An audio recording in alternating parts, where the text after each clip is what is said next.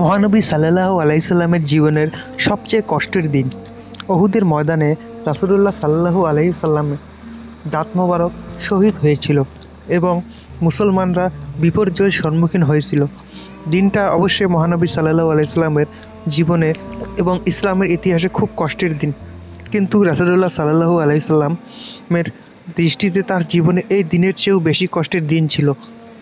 সেই বিষয়ে হাদিসে এসেছে, তায়েফ সফর বিষয়ে আয়েশা রাদিয়াল্লাহু আনহা থেকে বর্ণিত, তিনি একদিন রাসূলুল্লাহ সাল্লাল্লাহু আলাইহি সাল্লামকে জিজ্ঞাসা করলেন, উহুদের দিনের চেয়ে কি বেশি কষ্টের দিন আপনার জীবনে এসেছিল? জবাবে তিনি বললেন, হ্যাঁ, তোমার জাতির কাছ থেকে যে কষ্ট পেয়েছি তার চেয়ে সেটি বেশি কষ্টদায়ক ছিল।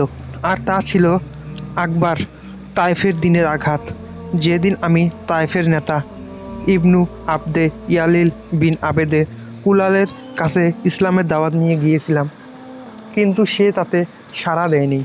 তখন দুঃখ ভরাক্রান্ত মনে ফিরে আসার পথে কারানুস সা আলিফ কার্নুল মানাজিল নামক স্থানে পৌঁছার পর কিছুটা শাস্তি পেলাম। ওপরের দিকে মাথা তুলে দেখলাম একখণ্ড মেঘ আমাকে ছায়া করে আছে। অতঃপর ভালোভাবে লক্ষ্য করলে সেখানে জিব্রাইলকে দেখলাম। তিনি আমাকে সম্বোধন করে বলেন, আপনি আপনার জাতির কাছে যে দাওয়াত দিয়েছেন এবং জবাবে তারা যা বলেছে মহান আল্লাহ সবই শুনেছেন।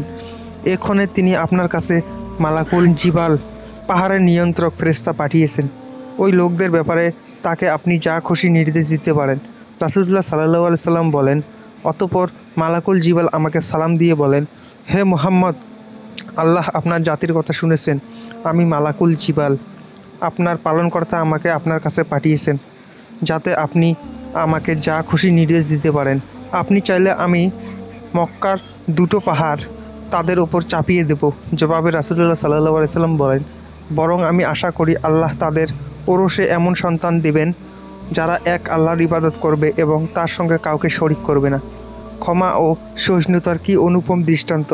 রাসূলুল্লাহ সাল্লাল্লাহু আলাইহি সাল্লাম মর্মান্তিক নির্যাতনের শিকার হয়েও তায়েফবাসীকে ক্ষমা করে দেন। ফেরেশতার সাহায্য পেয়েও তিনি তাদের ওপর প্রতিশোধ গ্রহণ করেননি। আমরা কি আমাদের জীবনে এই ঘটনা থেকে শিক্ষা গ্রহণ করতে পারি না?